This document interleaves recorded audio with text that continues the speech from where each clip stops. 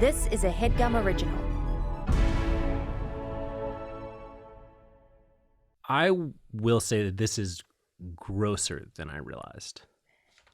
This song, you mean just looking at the lyrics? Now you're reading the lyrics on a piece of paper in front of you. You can see them all in one place. Yeah. Sugar? Okay, yeah, maybe he's talking about kissing. Like, give me some sugar, baby? Sure. Yeah. It could be about just kissing. Red Velvet? Like, I know that the radio likes to, like, you know, beep and have, like, a clean version. I feel like this song needs an entire clean version. Like, the whole thing needs a clean version. Just fully rewrite the lyrics to have a clean radio version. Absolutely. It is clean. It is clean. There's no naughty words in this song. And somehow it's naughtier than anything with any, like, bad words. But listen, you guys are all looking at these lyrics now with the hindsight that we have here recording this in November 2022. The hindsight of what has transpired in the world of Maroon 5, the M5CU, Maroon 5 Cinematic Universe. I didn't even connect the dots. You're I forgot about You're saying that. that Adam Levine sexts? Yes! You don't think this would be dirty in a world without Adam Levine's sexts?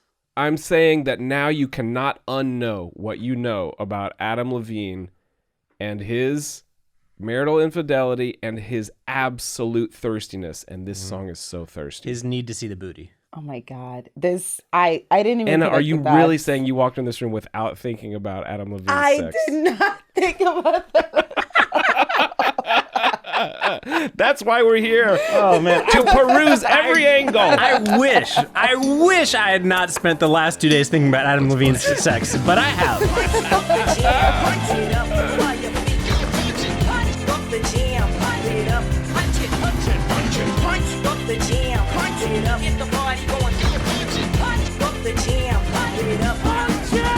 Oh, I don't want to talk about it today. I don't want to know about it, but I know we will have to. This morning I was like, well, we might need to read some of the sexts, so I'll just copy and paste them from a news article.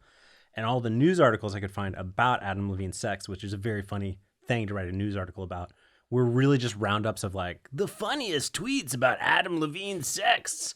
Like his sex weren't there. So what I ended up having to do was image searching, Google image searching Adam Levine sex, and then hand typing every one. And it felt so weird to be hand typing like, I need to see the booty. I would buy your booty a steak dinner. Me and Nate are going surfing in Maui. May get tattoos. Oh, Fuck, you're such an hourglass. you're doing us a service. You're such a yeoman technologist. Wow, thank you for that service. You are listening to Punch Up the Jam, the show in which we talk about sex. No, this is the show in which we talk about songs, and specifically the greatest hits of all time, of which this certainly is measurably one. This is a big, big, big number one hit that we're talking about today, Sugar by Maroon 5. I'm Evan Gregory, one of your hosts. I'm Andrew Gregory, and we're so happy to be joined today by Inada, better known as the Park Slope Arsonist on Instagram. What is that? Are you...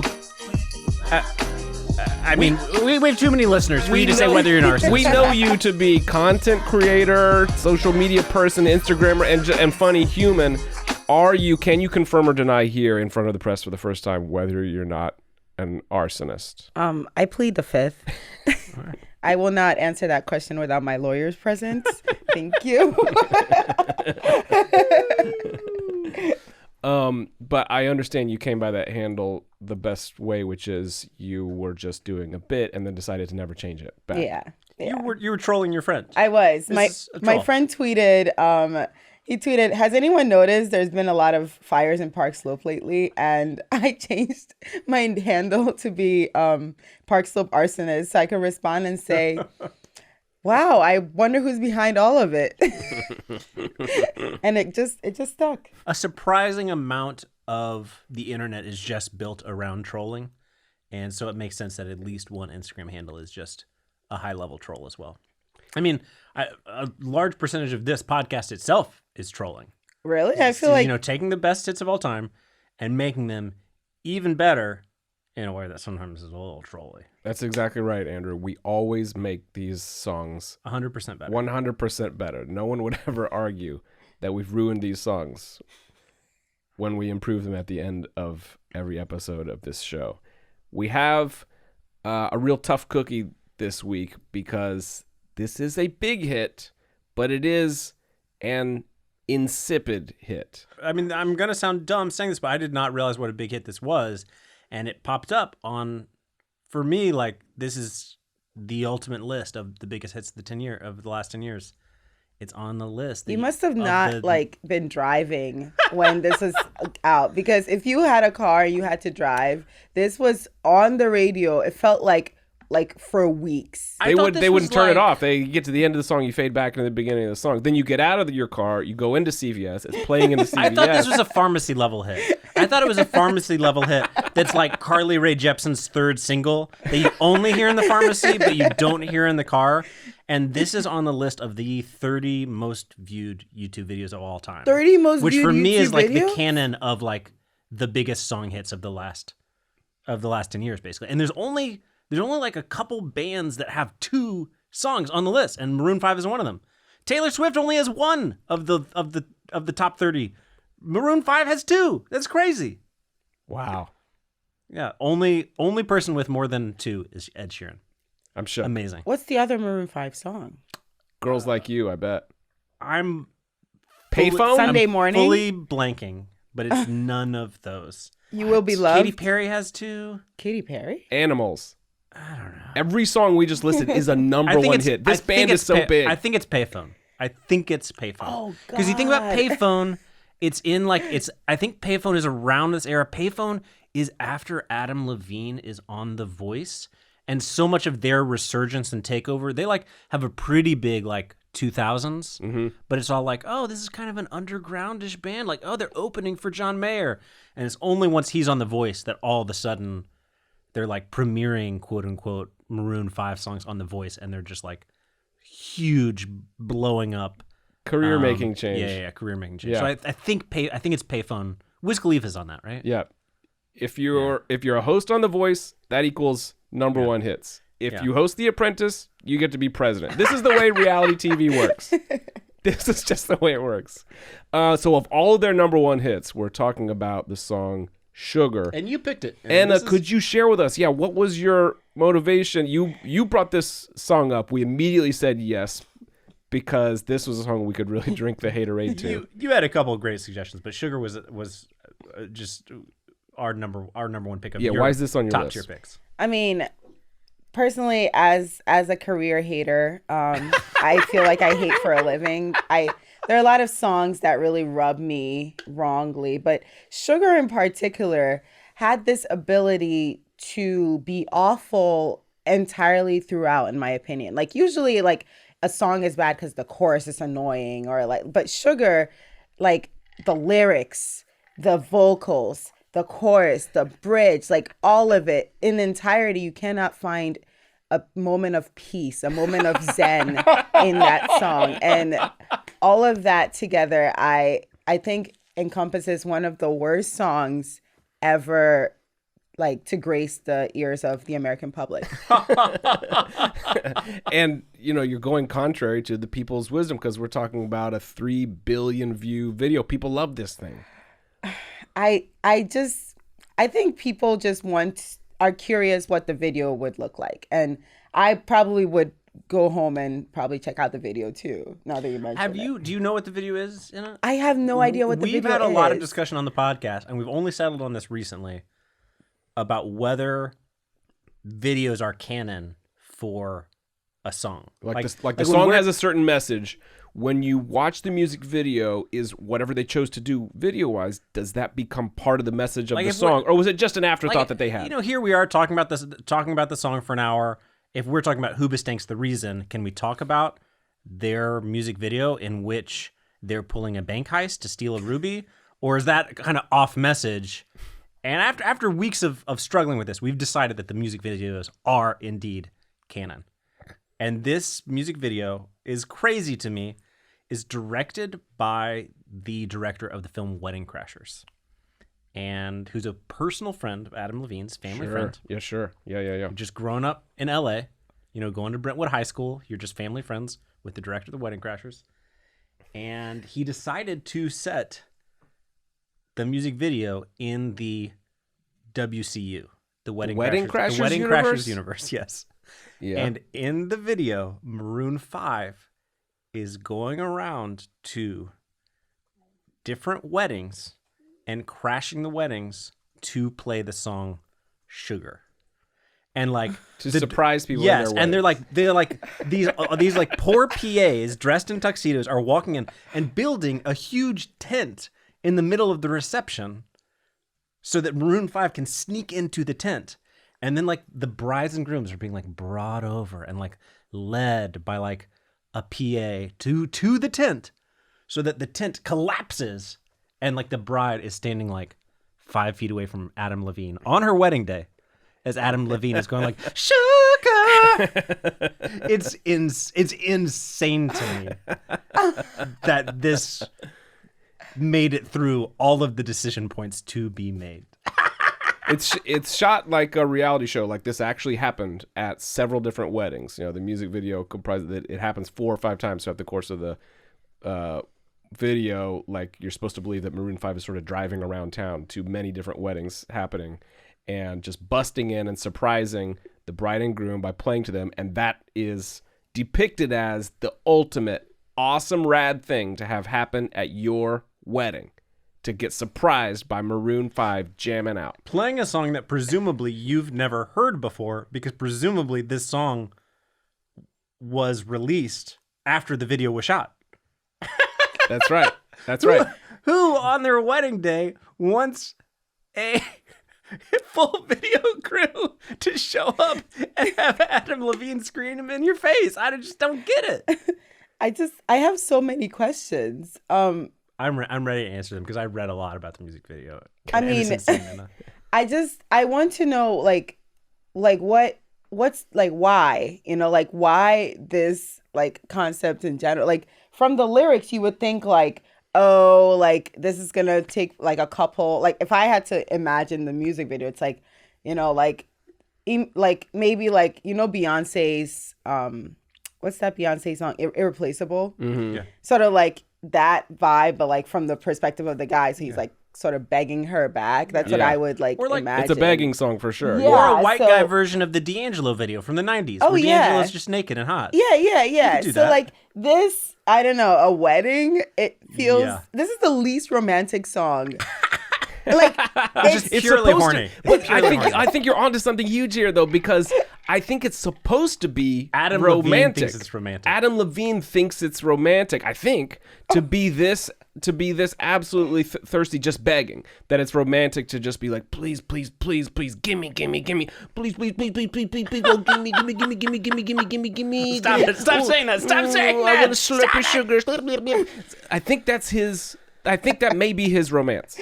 And now, we're just so lucky. I need to see the booty. I need to see the booty. Now that we're doing this in November 22, we might have... There's a different universe in which we talked about this song 6 months ago, and we missed all this. But now we know exactly about the thirst. So here's what I want to tell you that's absolutely insane. Well, first of all, I just want to say the director... talked a lot about the music video because it was such a big hit, and he was like, everyone always wanted me to do a sequel for Wedding Crashers. I just didn't think it made sense. Finally, I had this opportunity to make something that's kind of a Wedding Crashers thing. And what is insane to me is, like, does the director of Wedding Crashers not understand the message of Wedding Crashers? Like, if you watch the movie Wedding Crashers, you don't get to the end of the movie and think like, and so wedding crashing was good. Like, they're crashing weddings and they realize the folly of their ways and fall in love along the way. And it's funny, but in this it's like, you know what the most romantic thing possible is? Crashing weddings. Just like busting in on someone's special day when they're about to have the spotlight on them and everyone focused on their love, and you bust in and say, me. What happened to the director? Did he just not get the screenplay? I don't know. But the other thing that is unbelievably hilarious to me is that the week of, Adam Levine, guys, he started to have second thoughts. Maybe the bride and groom aren't going to like this. maybe there's going to be too much attention on me on their special day. And so he came up with the perfect way to solve this problem. And do you know what the solution was? Take his shirt off, I hope. No. So after they played Sugar, they played a second song. Nice. Just keep it going. Yeah, just keep the love going. They played an acoustic version of She Will Be Loved just for the bride and groom and made it their first dance. And that way, it was a nice thing to crash their wedding. Wow. By making their first dance one of their songs. That does make it nice. If you're worried about drawing too much attention to yourself, just play longer. Yeah. How do they find these couples? Like, are they Maroon 5 fans? At least part Good of the video question. has to be fake. It has to be. I have to believe that at least part of the video is fake. But they've sworn up and down that part of the video is real. That they went to real weddings. But they claimed they didn't tell. The grooms were kind of in on it. They knew there was going to be a surprise, but supposedly didn't know the band. It was like, how do you know they're a Maroon 5 fan? Yeah, like, they could actually hate Maroon 5. Like, that Maroon would 5. ruin my wedding. That would It would ruin my wedding, personally. 100% it would have ruined my wedding. How long, Evan, did you and Sarah take to decide what your first dance was going to be? Which Maroon 5 song we would dance to first. Which Maroon 5 song was your first dance? Yeah, I wanted Animals and she wanted Payphone. Ours was Sunday Morning. I don't know. We pitched each other on a couple ideas. But that's a long discussion. This is a high stakes decision what your first dance is going to be. When Casey and I got engaged for 5 days, all we talked about was the music. We didn't talk about, we talked a little bit are we going to be married in New York or, oh yeah, sure we will. But I don't know, that's just where our mind went because we're such music lovers that we were thinking about what music is Casey going to walk into? What are we going to play while we walk out of the wedding? For weeks we thought about first dance and we finally picked something that really hit for both of us. Imagine you spent weeks deciding that. A year has passed and then Adam Levine shows up and makes the song. Oh, sorry. She For a Will Be second, I Loved. thought you said you picked Imagine, and that's No. how I was like, oh, No. no. That'd be a bad first dance. Andrew's such a pacifist. Yeah. He chose for his first dance, Imagine by John Lennon. Yeah. Yeah, I think, the basic conceit is they think this is just perfectly okay because they're very famous. So they're just assuming everyone's going to be excited out of their mind because a famous person came to their wedding, period. Yeah. And they are in LA. They People are in LA. love famous people. Yeah, you go to the wedding, odds are everybody in there's a star fucker. So I don't want to delay us playing this song anymore, Evan. But first, Oh, no. we need to briefly step into your least favorite segment on the show. No. Then you get $5. That's right, Evan. I'm going to give you a crisp $5 bill if you can answer a piece of trivia about Maroon 5. And you can steal this. Anna, this is your first guest spot on the show. Andrew tries to spring. He doesn't do this every week, so I wasn't expecting it. But he tries to spring a trivia question on me. I always lose, but if I get it, it's worth $5. You could steal. You could steal. Could I steal it for 10? She's already double or nothing. We didn't even make it through the question yet. I'll give you 6. I'll give you 6. Okay. I didn't even know this is negotiable. Okay. You could have talked me up this whole I could year. have been negotiating for the last year. How much money do you think you made in the last year? $25, $30? One time you split with Phil, which I specifically told you Get guys to the you couldn't question, do. man. The question is, this video was such a success on YouTube that Maroon 5 and the director of the music video took it out and pitched it as a reality television show called Sugar, which was made and aired. What? Yes. Every episode, a celebrity surprising a fan in the real life, which honestly is a better idea because they're they're a known fans. fan? They're a known fan. This is a real show? It's kind of like Make-A-Wish televised, except hopefully no one's dying. Okay. Blake Shelton did an episode. Bad Bunny did an episode. Snoop Dogg did an episode. That's exciting. Snoop Dogg shows up to your work. If you're a mega fan, You're just out of jail. You're trying to get back on your feet, Yep. and Snoop shows up. Maybe that's not a good idea because you could have some parole issues. Here is the question, Evan.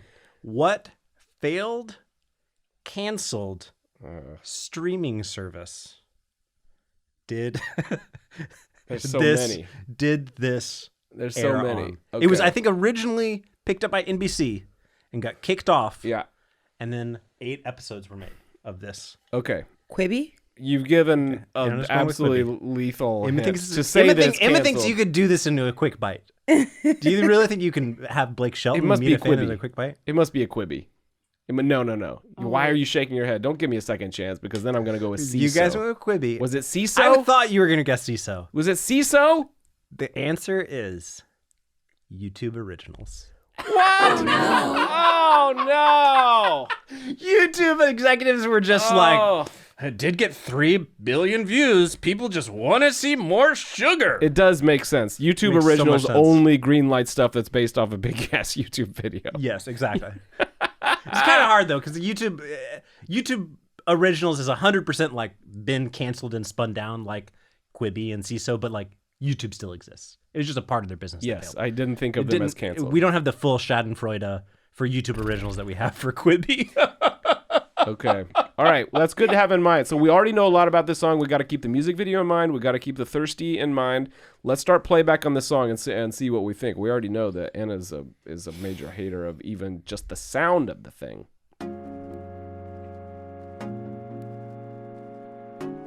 Oh, it opens so chill. Listen to these chords. Now, I got to break something to you. You are not going to get any more chords than this. They just the whole song just happened. The whole song just happened. Let me. I'm gonna check myself by the time we get to the bridge, but that's Before you wreck yourself? that's almost 3 minutes in, and I know it's only those 4 chords all the way through. The verse, the pre-chorus, the chorus is the same thing every time. We'll check every stanza. What is that, like do, sol, la, fa? Is that the... I think I would call it in a major key, which means that the chords are what I'm hearing: fa, la, re, do. It finishes on the do. Oh. Wow, let's check going it out. solfege. It starts on the 4. I'll play it again, then we'll get into the verse. And I appreciate you brought the fa, so, la to my pod. We've never done the solfege. We've always done the numbers. It's exciting. I'm hurting, baby. I'm broken down. I don't know. This far into it, maybe I'm into it. Loving, I need it. When you get to Love and Lovin', I'm out. I hate to admit it, but it is so like dancey. Like you can hate this song all you want, but you're like You're already apologizing for your hater position. I thought you were a professional hater. This is your opportunity to prove your bona fides as a professional hater. I cannot resist rhythm. I'm sorry. You can just imagine yourself bopping your I'm shoulders like, in the pharmacy line. And I'm like, oh god, I sweating for your hate script. this song. You know, we didn't talk about the vital stats of this song, but when you talk about danceability, I will highlight this song is written at 120 BPM. Oh, 2 clicks a second. And everybody knows it's one of the most danceable tempos. I don't have a list in front of me, but off the top of my head, I know TikTok by Kesha is at 120 BPM. Extremely huge hit. Very danceable song. And another thing that Andrew brought up several months ago is how the tempo of the song affects chewability. This is a known fact that chain restaurants set their playlists to be around, I'm not making this up, 120 BPMs to make people subconsciously chew faster and turn more tables. Isn't that twisted? It just supports the case of like, this is not just a pharmacy level song, this is an Applebee's level song. You're just chomping down your jalapeno poppers while you're listening to Adam Levine talk about that red velvet. It's a choking hazard. Yeah. This song is a choking hazard. I want to say something that I hadn't super thought about, and then watching the video, I did super think about, which is like they're setting up all their gear. They're plugging in their guitar amps. They're plugging in their bass amp. They're setting up their drums. Then you listen to this song, and you're like, the idea of Maroon 5 being a rock and roll band, by this point... You just accept it. You accept that they're a band. Entirely cosplay at this point in 2014. Like, they have the long-haired guitar player with the beard. Where's the guitar in this song? Where is it? It's there. By the time there. you get to the chorus, it's like in the background, but could have been just pasted in from a sample bank. What was the band playing at these supposed weddings they went to? It wasn't this. You can't play this as a rock band. And then you look at the list of the writers and the producers. It's a Dr. Luke song who did all the Kesha stuff and now is disgraced because of sexual harassment shit. But then you look him up and it's like he's still producing all this stuff. He just changed his fake name. He's doing all Doja Cat stuff. He's just not Dr. Luke anymore. Now he has he's a different like pseudonym. Now he's like Lawyer Lee. Not really, but it is something like it's like Cypher Luke. But he's on this track. All these other famous DJs and producers are on the track. It's actually written by Mike Posner. And you can find really early versions of it, of Mike Posner performing it, that basically sounds identical. Like, Andrew, I'm loving this detective as work. far as I can tell, everyone else who's on it is like mostly just like coasting on Mike Posner's work. But like all the synth stuff, like it's just Dr. Luke and a bunch of session players. There are so many people involved for this song to be so bad. It's so simple, right? Yes. But it does get to your like danceability comment. Like, this is a song made by committee. Like scientists in a lab trying to Dial up to 120 BPM. D flat major. Dr. Luke, bring in the synthesizers. Where's Mike Posner? Call him from Ibiza. Play the Posner thing. Bring him in. We have the Posner song in this soundtrack. Yes, okay. Just play a little bit of it. We're barely in the song. as we're getting deep into the research here. I think it's mostly theft because like these guys are playing the synthesizers, but when you listen to the live performance by Mike Posner in 2012, he was going to put this on an album, and then, It was a 100% Mike Posner yeah. song. Levine heard it, was like, "Can I have this?" He was like, "No, I'm going to put it on an album." He canned the album, and then he was like, "Oh, Adam Levine asked about this song. I'll call him back up."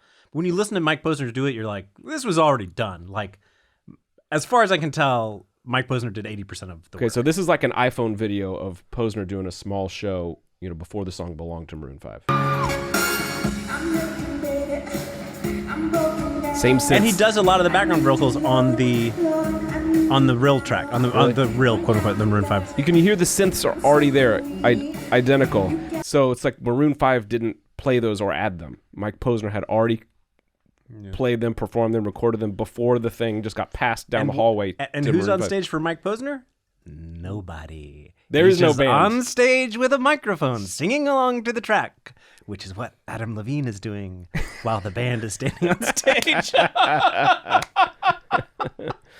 So what you're saying is that Maroon 5 in the music video is likely playing one of their better songs.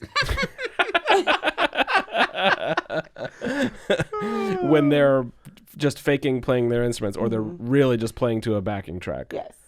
Like, I don't know. How if you're if you're James Valentine, the guitar player for Maroon 5, do you just feel great about this? Are you like, man, don't have to do any work and I'm just making millions of dollars? Why do you know the guitar player's name? Or are you ashamed? He didn't know that before this week. Yeah. This is his job, and Are it's you his job to ashamed? know the Like names of the I band. of the stand band. on stage, my amp is turned to 0, and Adam Levine is just preening around stage with his shirt off, singing "Sugar," and I'm standing up there like a moron. Everybody knows my guitar isn't even on.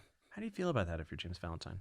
I found out James Valentine's name because, of course, he was playing guitar on the soulful acoustic "She Will Be Loved." That was all of these couples' first dance. I don't know. There's a good version of this where these guys just bro down so hard that 10 years ago, when Adam Levine could have taken off into the stratosphere with a solo career, he just said, "No, I'm in a band. They don't play their instruments. I sing to a backing track, but we are a band. Damn it, I played a Mike Posner's backing track, but bring these guys along on tour with me forever. I want these bros on the bus." I think you are the only person in all of history who can name a member of Maroon 5 that is not Adam Levine. And this includes people in Maroon 5 It themselves. includes Adam Levine. Oh, this is the most savage critique. We're going to get absolutely pilloried in the Maroon 5 He used to know subreddit. them. He used to know their names like in 1997 when they were in a teen punk band, and he's just forgotten them. Accidentally called them Mike one time. Thought they were Mike Posner. That was awkward on the tour bus for days. What do we know so far about this thirsty song? It just hasn't gotten too thirsty, but it has sort of dripped out some.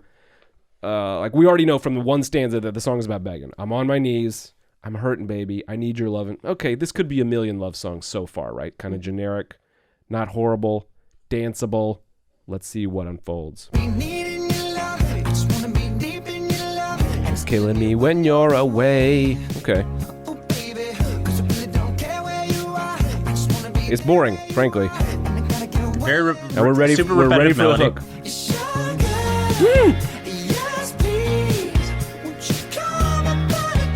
Okay, did get really high there. I am accidentally making a stank face. I'll admit it. I accidentally just went.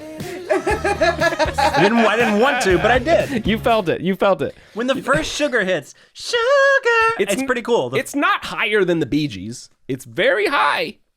Is it too high? You said it was too high. I think it's too high. It's hard to make out. Like me reading it, I'm like, oh, for the first time, I'm like, that's what he's saying there. It's hard to hear what he's saying. You can't hear it, yeah. And I think that like I can definitely tell autotune was definitely in play. I'm not saying Adam Levine is not a good singer, or maybe I am. Who knows? But I just think that that register is not a comfortable one for him, and I can tell as a listener. You know, I think Adam Levine thinks this is his superpower, the falsetto. He'd be busting this out in every song. She will be loved.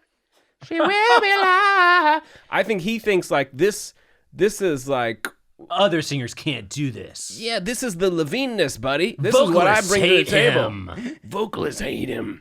Karaoke DJs hate him. That's for sure. Yeah. Wow, this one hurts when somebody busts it out on Friday night at McAdoo's. But do you think he's fooling himself, Evan? You think other singers can do this? Well, okay. So to Anna's comment about the auto-tune, like, yes, definitely. Like, this dude can definitely sing, and he definitely can sing high. But to get it to sound really thick, like I know Dr. Luke is pushing all the faders up on this one. There's about 20 copies of him in here. So to get it to all like locked together. Yeah, they dial up the tuning a little bit so that all 20 atoms can Tetris into place. And Posner's, yeah. Singing on it. You got the Levines and the Posners in there. You got to dial them in with a little bit of auto-tune. I just feel like maybe they should have went with a different key. Like maybe one that's like a little lower than it's like wouldn't. Because I don't know, when he does the notes, it's like nails on a chalkboard to me. I don't know. Maybe I'm a falsetto hater. Yeah, but it's so high. Do you guys think that the fact that Mike Posner dropped out of society to walk across the United States and then flew to India to climb Mount Everest, do you think it had anything to do with him atoning for writing the song? What are you talking about? I had no idea. You guys haven't been following the life of Mike Posner? What are you talking about? You're pulling my leg that you guys don't know about this. No, you know about Mike Posner. I know about Mike Posner that he dropped out of college because he had his first hit. You're cooler than you. Yeah, I love college. I didn't even know he makes like pop music. A couple years ago, he dropped out of society. No, he didn't really drop out of society because he was like posting on an Instagram. But he walked from coast to coast. He almost died when he was bit by a rattlesnake. But he finished his walk. He was in the hospital for like 6 weeks. Almost died. Walked from coast to coast. Is this before or after the Ibiza thing? I don't know. I don't know what that is. But then he was in such good shape. He was like, well, might as well go climb Mount Everest. And he did. But maybe it's all to be like, oh, I wrote sugar. I unleashed this. I unleashed this on the people. It was spiritual atonement. Yeah, I think that's what it was. Wait, so he actually climbed Mount Everest? I think he did. I think he played a show at base camp as well. So talk about great content creation. Did he sing Sugar? Has Sugar now been exposed to the Sherpas at the base camp? You hear a rumbling above. Just an avalanche pours down the mountain. We're halfway through this chorus. There's like a little B part where he sings a little bit lower, and then back to the high sugar bit. Let me play this. Yeah, show me good loving. Yeah, show me good loving.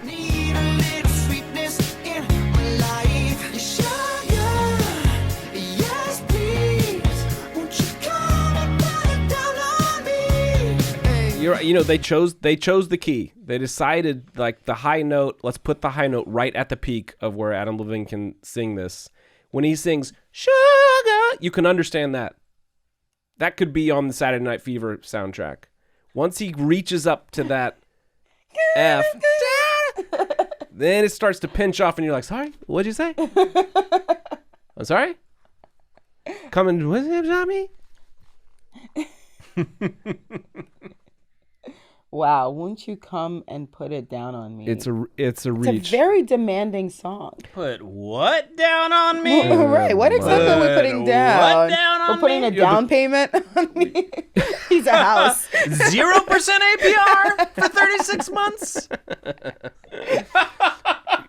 So far, it's all just a figure of speech. Just come and put it down on me. Whatever it could be.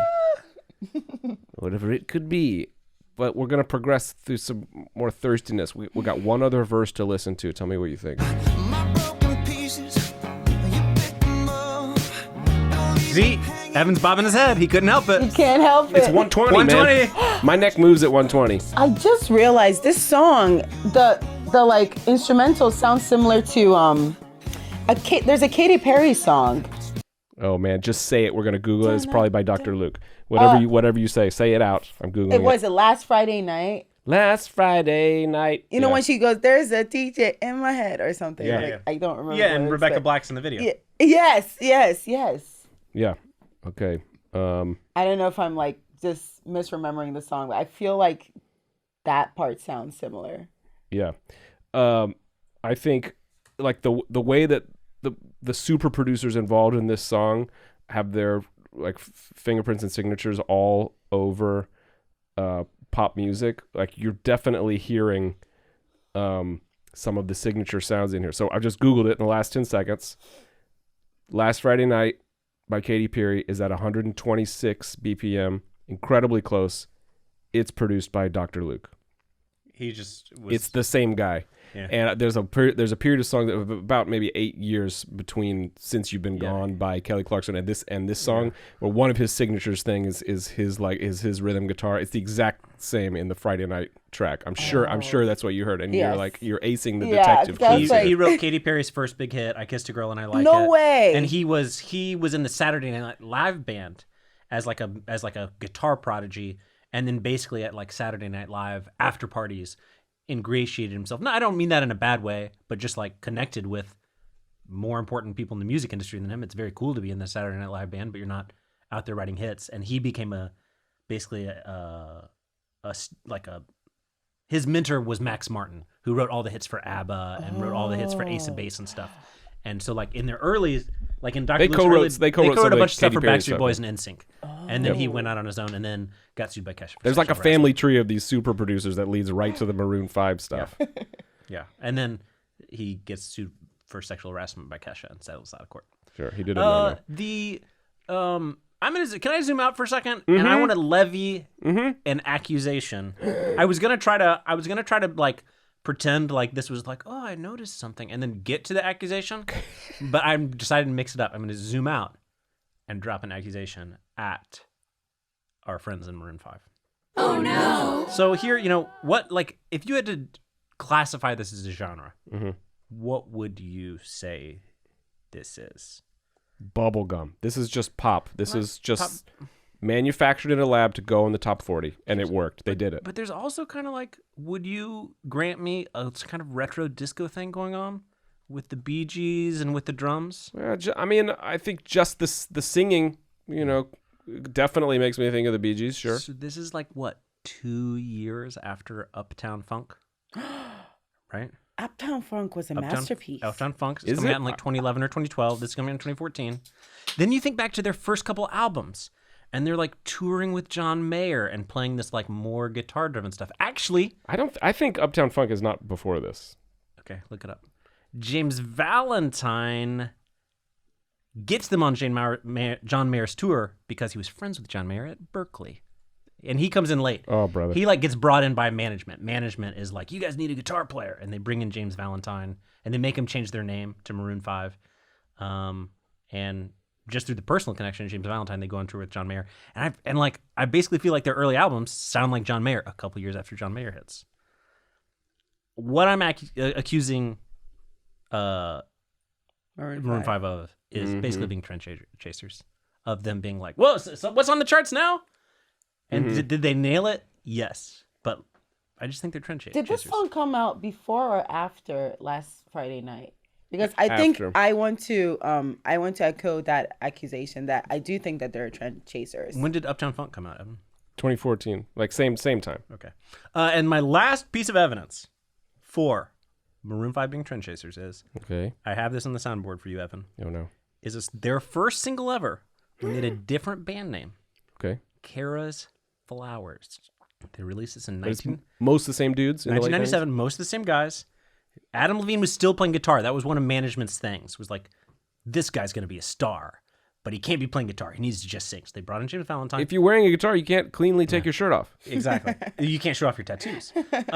And they also made them change their name from Karis Flowers because they were like, your guys, like you basically have a known identity of having bad albums as Karis Flowers. So you have to change your name. And this is their song from 1997. Okay, hitting play.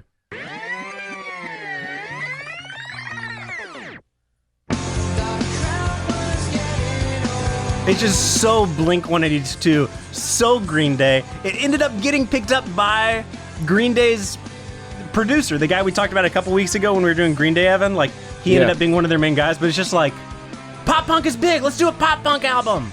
I don't know. The nice way of looking at it is they just live in their moment, and they make music that sounds like that moment. They just love music, Andrew. But from the hater perspective, these guys are trend chasers. I think they're trend chasers as well. I absolutely agree. She's on board. I am on board with that. Yeah. They also admitted that in the early 2000s, when they were about to reform and put together the first album, that they almost put out a country album. That's like right in the What? Right in the country resurgence. The country time. resurgence from Oh Brother Where Art Thou? What? They were just like, there's a trend. Gillian Welch, Alison Krauss. Adam, learn to play the fiddle. Just a kid from Brentwood High School. Like they're just getting a notification for whatever the top Billboard album was that year. This year it's bluegrass? Yes. They could have been Something to do with George Clooney? the next Mumford and Sons. They could have been a Mumford band. Yeah. They could have been one of those Mumford bands doing hey-hos The and Stomps and the stomping Clowns. around. Imagine. If Maroon 5 made Crate and Barrel music, it would be absolutely awful. I think. But this horny. Imagine music that's this horny, but sung by a Mumford band. Hey, Ho! Hey, home! Give it to me. Put it on me. I'm sliding into your DMs. I'm back over here again. Pass me that wash tub. Here we go. Hey! That version is even worse than this version. I gotta keep going because But there is actually would be great at a wedding. That music video I want to see. that would kill it away. that would not be too bad. That would make sense. Yeah, You really get the crowd into it because they can stomp and clap. yeah, different settings. One of those barn weddings, I think. Okay, we're back to this pre-chorus. Okay, this is the same. I want to be deep in your love. I gotta get one little taste. It's like, Oh, It's so catchy. popping my head. so even while you're hating, you're also admitting to what basically works, which is just those two notes. Sugar. 3.5 billion views don't lie. It's It all just based say- on those two notes. Those two notes made it catchy. It locked in billions of people. Do you think any of the viewers were coming over from the reality show Sugar? Someone saw the Blake Shelton episode of Sugar and was No. like, "What is this based on?" Oh my god. Okay, I've got to just pause because this is our last section of new bridge. We lyrics. got a We're bridge. about to get the bridge, and this is where we cross some We cross the barrier. Rubicon. We cross the Rubicon where you think maybe the song is about kissing, and then you hear this bridge. It could have been kissing before this. And then it's like the guy dropping the mug at the end of The Usual Suspects, where you're like, oh, that's what he wanted her to put down somewhere. oh, this whole time. Kobayashi. This whole time he was talking about oral. Okay, here's the bridge. I want that red velvet. I want that sugar sweet. Don't let nobody touch it unless that somebody's me. I don't like I it. don't think- I don't I don't think like it- it. I don't like it. I don't like it. I will respectfully disagree with you, Evan, I don't that like he's it. talking about oral. I don't like it. I don't like don't let nobody touch it unless that somebody's me. He should have saved that for the sext with Sumner Stroh. He should have saved it for his wife.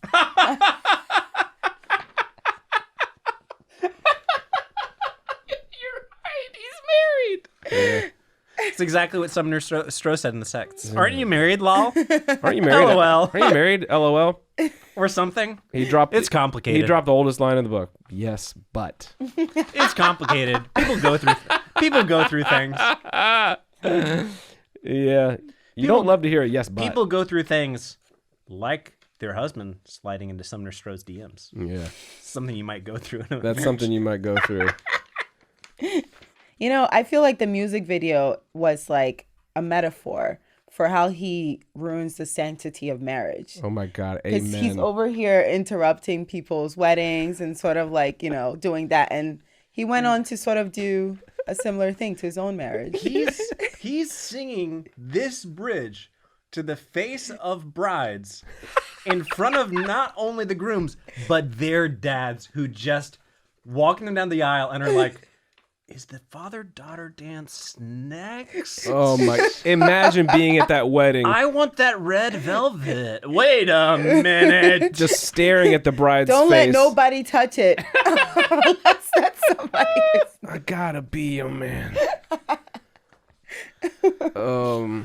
I don't love it, guys. There ain't no other way, 'cause girl, you're hotter than a Southern California day. I don't wanna play no games. You don't gotta be afraid. Don't give me all that shy shit. No makeup on, that's my show. He said a baddie. Oh. Yes, please. Don't give me all that shy shit.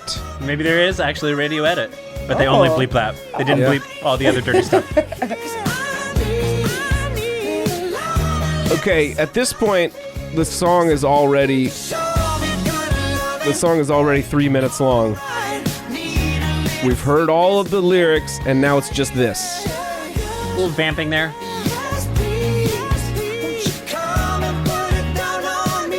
He's doing a little ad lib. Come and put it down on me, yeah, yeah, yeah.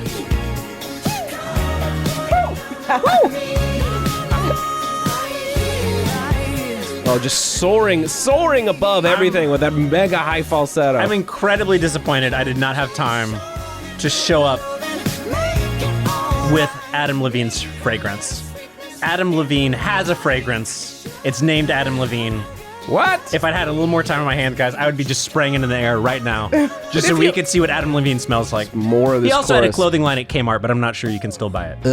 But don't you, if you make your own, I guess this is not really my area, but if you make your own beauty brand, don't you like give it a fancy name that sounds Frenchy or it sounds like it yeah. could be at sex? You know, it's Call it Fenty. Red Velvet. It's Fenty Sugar. Beauty, but it's like it's really Rihanna's thing or whatever. Like, why would you call your? Imagine calling your Maroon fragrance just- by Adam Levine. Maroon by Adam Levine. Yeah. My scent, Adam Levine. His sweat just smells like tattoo ink. Yeah, it smells like tattoo ink and asphalt. Oh my goodness. I mean, I think like CIA new torture method just dropped. Like listening to this whole song. Dictators of the entirety. future are quivering. They're going to be trapped in their mansions, and the CIA is going to be blasting this. That's how it felt to sit through the rest of the song, truly. Well, yeah, once they got to that last chorus, and you're like, we still have 3 choruses left of this. It's amazing how much of a song you can make that really rests upon 2 notes. Like, that's all it takes to put something catchy in a human brain. Sugar! Boom, boom, boom. Just, that's it. I That don't know, was there's- enough. There's that good third note. But that's it. That's the building block. Everything else is filler. What was the answer to your bridge chord question, Evan? You kind of teased that. How many chords are in the song? Did they go to a new Okay. chord in the bridge? We got to wrap this up, guys. But okay, you brought it up. Evan's Music Theory Corner. But you And I got to do, did but you got to promise- do it in solfege. I'm going back to the bridge. Yes, I will. I'm please. going back to the bridge. Let's see. I want that red velvet. I want that sugar sweet. Don't It's just slower. It's just whole notes. No, it's instead not even slower either. I mean, like, I just mean they're playing longer notes. The tempo is the same. No, they're not longer either. No. It's the exact same thing. Just the drums are out. Boom, boom, boom. It's Yeah, that's the it's same. the same. It's It's the one. same. It's one change. It's one unsyncopated chord change every bar. 4, 6, 1, 2, 1. Yeah. It feels. Sorry, it's fa la re. So it's the same. Do. The whole song. Yes. So it feels like whole 4. notes on the bridge because the drums are out, but it's actually whole notes the whole song. Yeah, too. we didn't even really talk about the music because there's just not that much to talk about, right? But we could have broken down the little guitar, the Dr. Who guitar licks or whatever. Like the most that they do is be like, time for the sensitive part. Drummer, Pause. You got 8 bars to get a sip of water. I gotta say, the Maroon 5 drummer is really good. He played the notes like really even for this whole song. Yeah, almost like a drum machine. Yeah, almost like they copied and pasted the same. Almost like a metronome. Almost like some DJ like Mike Posner dialed it up and hit press play. Too cruel. For all I know, like he played it in the studio, but had to just dial it on a metronome.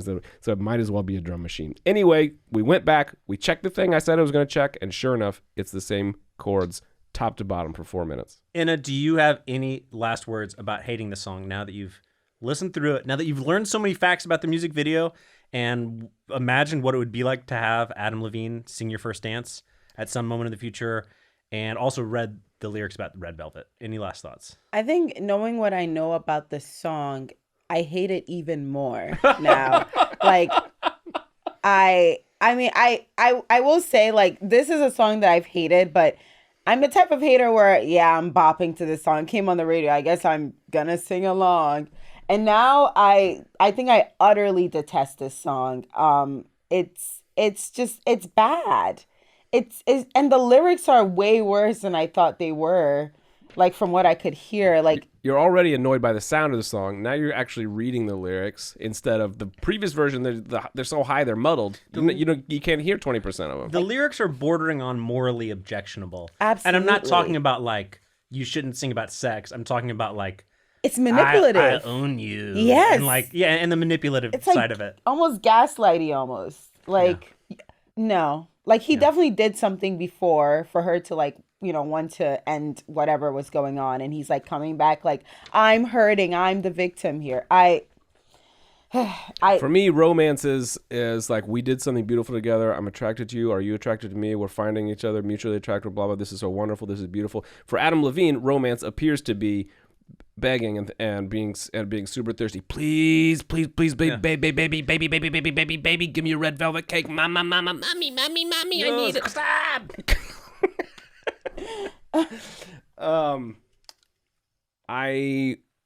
You mentioned just for a brief second there that something about the type of hater that you were. Yes. I think there are different types of haters. They're like, there are people who are hateful because, they are bitter, things like that. And then they're like haters with more nuance, like I feel like I'm a more nuanced hater where I'm a level-headed hater. Like I can acknowledge that I don't like something, for my own, reasons. And sometimes they're not very good reasons, but I can still enjoy something that I don't like. Yeah, you kind of strike me as an INHJ. Your personality diagnosis. Yeah, you're a hater with optimism. You do it out of love.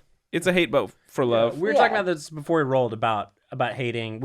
Ann and I met through Annie of Depths of Wikipedia, who has set me on a moral crisis looking inward about whether I'm too much of a hater or not. If you've been listening to every week, it has been basically the plot line over the last 12 episodes, me struggling with being a hater, which Annie really said, I think, it's non-judgmentally, just like Anna saying, for sure. Non-judgmentally.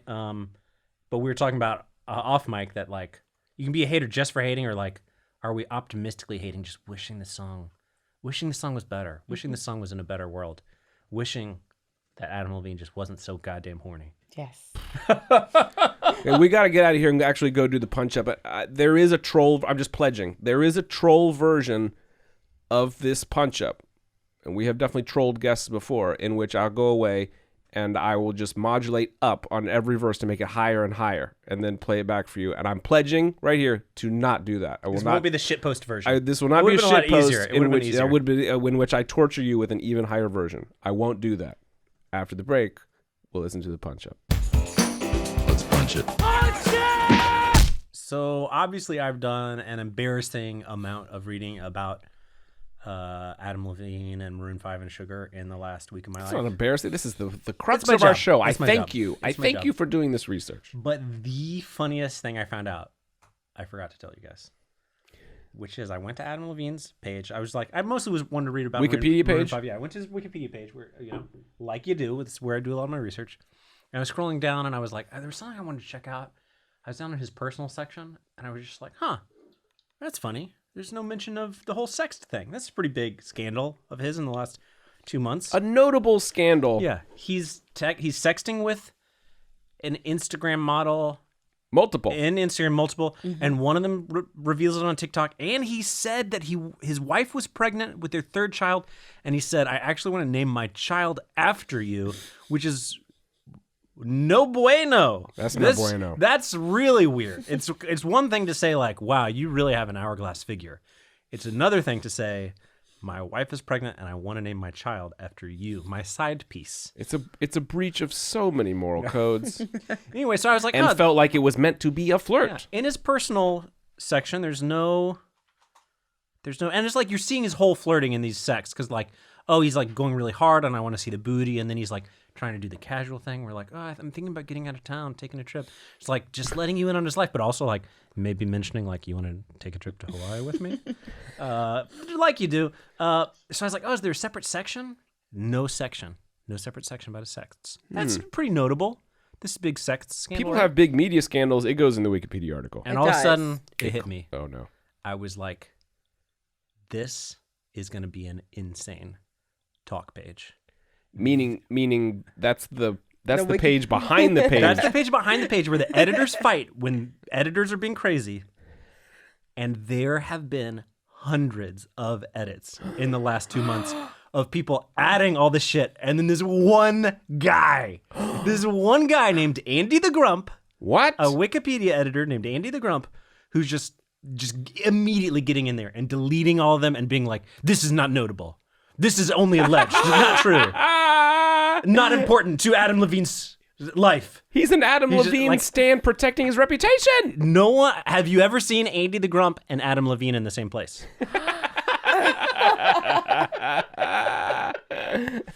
It's just so, and like they're like as people are making the edits, there's like a little field where you say like, what is your edit about? Like, oh, like I updated this, I updated that. Oh, like hundreds of people are running to this Wikipedia article because they want to be the one to type the words "holy fuck." And there are 100 like. At the beginning, people are like, Andy, I really disagree with you. I think this is notable. By like the 200th reverted edit by Andy the Grump, people are like, their comments on their edit are like, there's more of us than him, guys. We've got to fight back against Andy the Grump. And they just lose. Why does Andy the Grump have so much power? I don't know. I think he's just more devoted. You're asking the right questions. There should be a seniority thing. I think he just has an alert set up that anytime, I think even though there's dozens of people trying to type, fuck, or like, show me the booty, I've got to see that ass jiggling. So many people are trying to put that on Adam Levine's page, but they maybe try once or twice and then they give up. And Andy the Grump is just parked like the troll under the bridge, just ready to delete all those edits. It was so, I don't know, it's very funny to me. And as hard as we try to have a freaking music podcast, every week we get closer and closer to being a Wikipedia podcast. Let's do a segment where we call Annie and she can get to the bottom of who Andy the Grump is. She could be a special correspondent. She could be the special wiki correspondent. We need it. We're doing so much research. This is the show about facts. This show is about facts and hating. I want to call Starlee Kine and have her do a mystery show about who Andy the Grump is. Why does Andy the Grump care so much? Andy the Grump is an industry plant. I am convinced because this is fast. Wow, it's probably a PA at The Voice, right? There's like a PA at The Voice that Adam Levine was like, "Hey, you've got a Wikipedia account, right?" Yeah. What if it was? But how does one person prevent this from happening, like close to like 100 times, like? Is there seniority within the Wikipedia ranks? There should be, but clearly we got problems in the democracy that is Wikipedia. Yeah, you just go to the edit page and you just take it out and there's real... Yeah. You can't give the Grump veto power. Yeah. You know what I'm saying? Yeah, someone with Grump in their name, like, that's a red flag. Yeah, hello. All right, what did we do? We're back. We're talking about the punch-up. I'm glad you told us this story because it got us talking about the sexes again. We decided that... the music video, of course, is an important part of the story of this song and the story of who Adam Levine is, inserting him and his story into yours. And we thought, if it's bad enough to interrupt somebody's wedding reception to play your single as their first dance, what would be even more heightened? What would center Adam Levine even more in your life would be if we played this song in the wedding ceremony rather than the wedding reception. And then also all of the lyrics were directed right at the bride. I present to you our punched up and improved version of Sugar. 100% better. You're coming down the aisle. Now the dad's right in there. The dad's on her arm. This is now a processional. It's your day of all days. I'm sneaking, baby, around LA. My shoulders are moving. To crash your wedding on your big day. It's your big moment. Spotlight on me. Still 120. What's more romantic than Adam Levine? Don't wanna seem needy, but I'd love 10 minutes of your time. We're kind of a big deal, so we'll co-opt your day. But I really don't care if you're married, and I really don't care if I'm married. I'm ready to stand here and say, you good day, do anything. Face will spiralize and not change. A quiet steak, whisper sweet nothing. This is straight to the bride. Yeah, I'd make you a sandwich, feed it to your booty, slap your first name on. Just want to emphasize the spiral emoji was in the sex. Spiralized emoji was in there. She made him sick. He was dizzy. He needed it that bad. Verse 2. To your wedding, all eyes on me. I came to bless you all with some karaoke. See, I'm imagining he reveals himself as the priest and starts singing this. He's got the collar and just rips it off and shows his tats. You're such a beautiful bride. This chump the groom steps aside so I can look at your butt. Listen up now, your mother and father come here. I really don't care who can hear. Everybody can now focus up. Your good day, unreal. Like it's so hard, it blows my mind.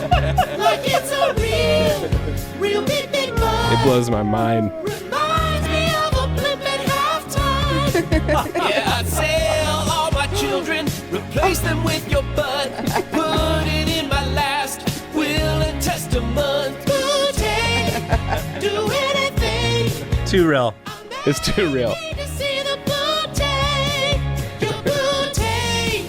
I saw it, and it scarred me permanently. It's still a bop, though. Possessing me, haunting me, like that creepy kid from the ring. I saw your ass on the table, now I'm mentally unstable. Brain held together by surgical staples. Your booty, it put me. Your booty put me on disability. Your booty, I saw it, and it scarred me permanently. Whew. Wow. Oh, You sound thank great, you. Evan. Sound great on that one. Thanks. Yeah, I had to put 20 of me in there, too. Get them all dialed in. So, thank you guys so much. It's difficult to get up that high that many times, but we made it better by centering Adam Levine more.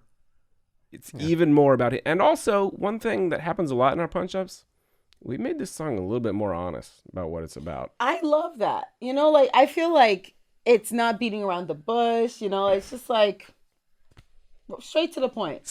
I want to see some booty. Straight, I don't care if you're literally getting married right this second in front of me. You're about to say your vows. I do not care. I want to see the booty.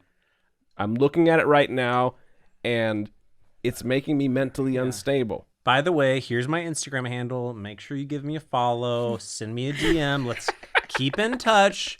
Spiralize emoji. You made me sick with the way you looked in your dress. Can't believe you went strapless. I will disown my own children if it means I can touch. I mean, centering Adam Levine isn't so depressing. You know, he was on The Voice for like 8 or 9 years. Mm-hmm. What did American Idol give us? American Idol gave us something as a culture. It gave us Kelly Clarkson. It gave us Ruben Studdard. Justin Guarini. It gave us Justin Guarini. It even gave us that one guy who's the metal singer. What's that guy's name? Daughtry. It even gave us Chris Daughtry. What's The Voice giving us? Has the Voice? There is no. The Voice is just giving us #1 Blake Shelton hits and #1 Maroon 5 It's hits. only elevating the hosts. Yes, it's just about the Is host. there anybody from The Voice that has made it? I feel like I'm overstepping here. I don't actually know. I feel like if you do really well on The Voice, it means that you're could do guaranteed like a nice mid-level career. You're like, guaranteed a would you Christmas like, album. Yeah, it's like, you would could you put like out a to Christmas tour, album and get on the Hallmark Channel. Would you like to tour 500 seaters for the next 10 years? And that's like a good career. It's a good career, but it's not a Kelly Clarkson career. Kelly Clarkson. You're not going to be hosting a talk show 15 years later. X Factor did One Direction. What my question is what if you crossed The Voice with our version of the Punch Up? We started doing weddings on The Voice. Has there ever been a The Voice wedding? Somebody get married on the stage Get of married The Voice. on The Voice while Adam Levine sings Maroon 5's new single to you. There are people out there that want Adam Levine centered on their wedding day. Yeah. People would pay to get married on The Voice. Does the audience get to vote on on the marriage? Like, well, I think the coaches have to turn their chairs around and say like, "This is why you want me to be your wedding planner." That'd be an amazing show, an HGTV show, The Voice, that's just like wedding planners turning around and being like, "You guys are a great couple. So I love your story." I'm punching this up. It's not wedding planners that are your coaches. It's just Christina Aguilera and Blake Shelton, who have just dead bodies in their wake. So many failed marriages between them, and they are planning your wedding. What's higher stakes, planning their wedding or planning your home renovation? I think wedding's more fun. Oh yeah, way higher stakes. Yeah, Yeah, you get one shot of your wedding, one beautiful day. man. Which A-lister is going to interrupt it? Do not pick Adam Levine because he will try to steal your wife and make her his side piece. Going surfing. boy. I think I'm going to go surfing in Maui. Nate might give me some tattoos. He said something in the sex. He said, gonna put some clouds between me and the Reaper. What does that Okay, I thought about this. Yeah, it's just one of the What many sexts. does that I just hate that I mean? have to know that this exists, but I exist in this world. People talk about this story. Now I know what the sex were, and one of them was, need to put some clouds between me and the Reaper. I think because that was in the same series of sex in which he said, I'm going to Maui To surf? you would think it was, putting some clouds, it's about the airplane that he's taking to Hawaii, but no, I think he probably has a tattoo of the Grim Reaper on his butt, and he's going to put clouds around the Grim Reaper tattoo on his butt to make it more cloud. tasteful. Like the Grim Reaper, like sitting on a cloud with his like hand on his chin, thinking about like, someday I'm gonna get Adam Levine. Gonna be a good day. Really like that. Does this hold any water for you? I think he's describing tattoo plans and giving the Instagram model. He's intriguing with them, trying to get them to say, "Oh, could I see a picture of your butt with the Grim Reaper?" Like he wants to send them pics. What do you think putting clouds between you and the Reaper is? I thought it would be like euphemism, like clouds is like butt. And maybe the Reaper is like his hands or something. Maybe he So named his dick the Reaper. Yes. And she knows that. Yes. Yeah. So maybe that's what it is. I'm thinking it's euphemism. I think it's a cool surf thing. I think like when you're up on a really sick wave, you're like, gonna put some clouds between me and the Reaper. Because like you could die at any moment surfing, but like you're up on the wave with the clouds behind you. Oh, those big tubes in Maui, they're lethal. For me, I think it's about tubes, shredding tubes, and like just putting clouds between me and the Reaper. I'm gonna start saying that just when I walk out of the office at night, Evan. I'm gonna be like, see you tomorrow, Evan. Gonna go put some clouds between me and the Reaper. Gonna ride the G train back to Fulton Street. The G train is the Reaper of subways. Oh my gosh. We've gone too deep with this one, guys. We got to get out of here and we got to get into some walking music. The perfect pick. You were such a hilarious, funny guest. Thank you so much for bringing this on. Thank you so much for having me. Such great specific hating about it. I really appreciate it. And we're going to close the show with the same segment we close the show every week with. A little segment we like to call Walk-In Music.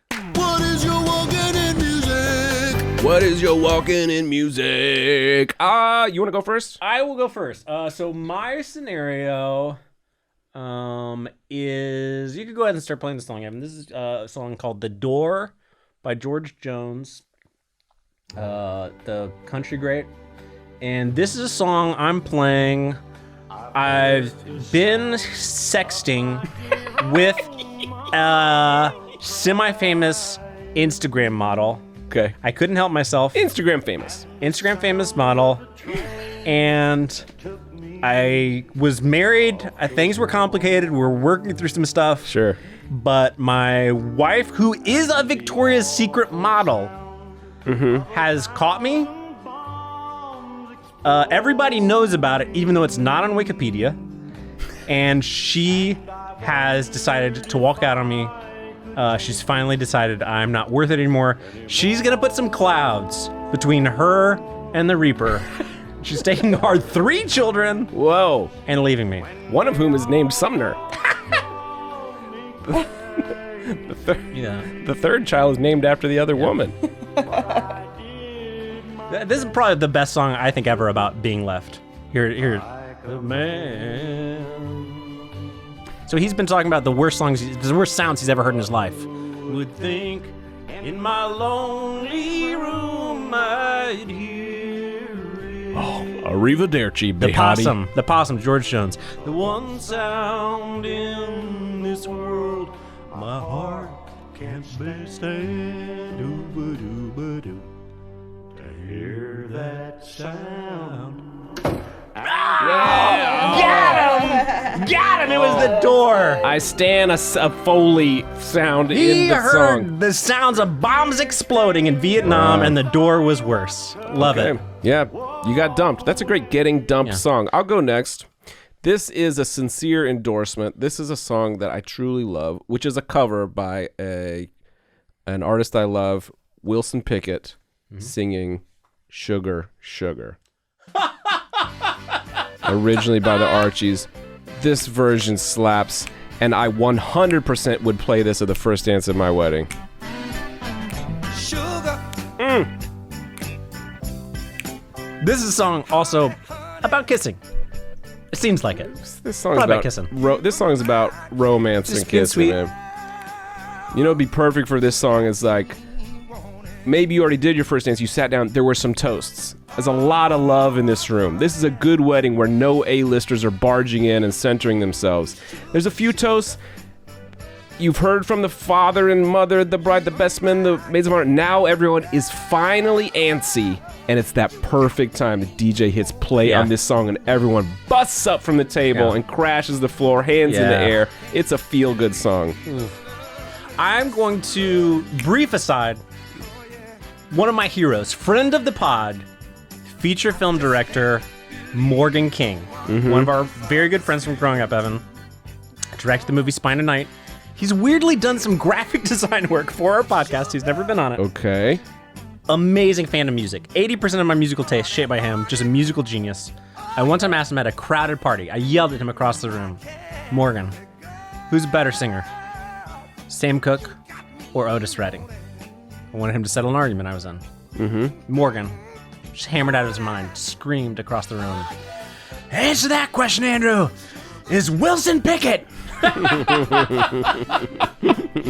don't know why. That really killed me. I respect it. Great opinion. Great hot take. Off book. Okay, this is Sugar Sugar by Wilson Pickett. Anna, you brought an exciting entry. So initially my scenario was I'm a dying racehorse. It's my last race, and I just need the sponsors to give me a chance.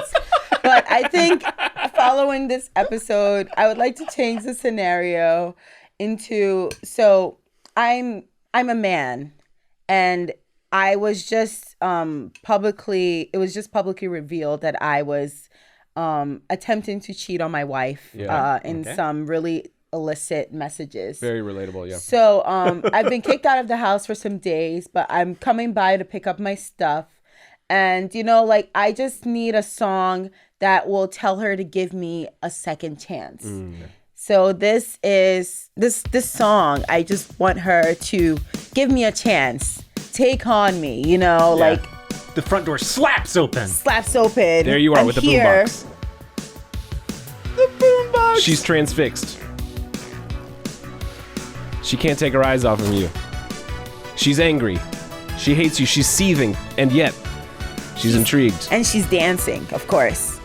Yeah, this is 120 BPM. Oh, this Sure. is even, No, this is like even 130. This is even faster. This is peak 80s. So catchy. Oh. You're lip syncing it to her. She can't resist. Her smile slowly grows. She can't resist. Now you're in a dance fight. Your eyes are locked. You're circling each other. And she has 3 kids. She's also like, well, it would help for him to come back. Yeah, could use some childcare. He's the perfect, like, round vocal. Oh. Halftime drums. Oh, hits you.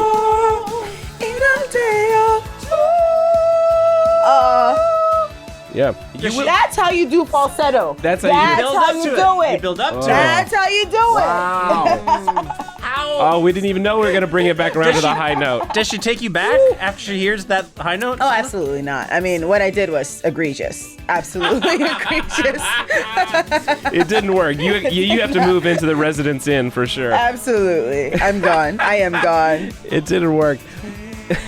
But you know what would have flopped quicker is if you rolled up to the door and sang Sugar. Well, which sugar? Either's the wrong vibe. Yeah. Either's wrong vibe. I'm not talking about Sugar by the Archies and covered by Wilson Pickett. I'm talking about Sugar.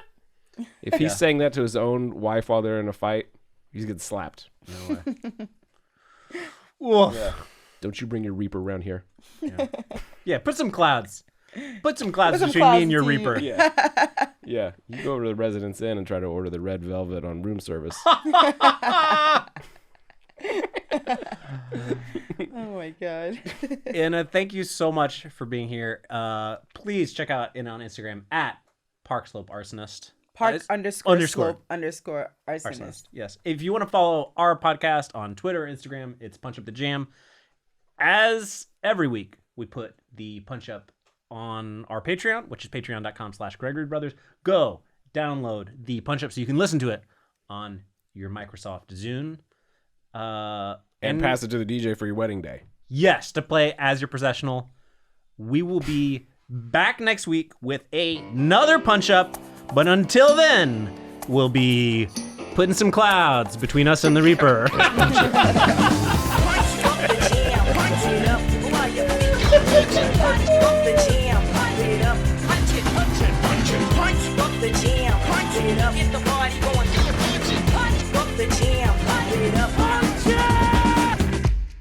You've been listening to Punch Up the Jam.